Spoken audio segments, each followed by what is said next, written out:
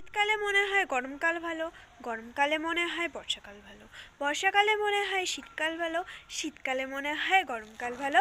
এরকমভাবে চলতেই থাকে, কিন্তু আমার কোনো ফেভারিট সিজন নেই। আমারই কোনো ফেভারিট সিজন নেই। আমার কোনো সিজনকেই ভাল লাগে না। গরমকাল আসলে মনে হয় এত গরম কেন, সান ট্যানিং হয়ে যাচ্ছে, আর ভাল লাগছে না গরমে, ধীর।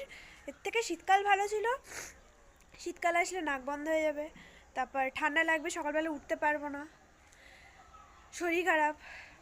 তাই জন্য মনে হয় যে বর্ষাকাল ভালো।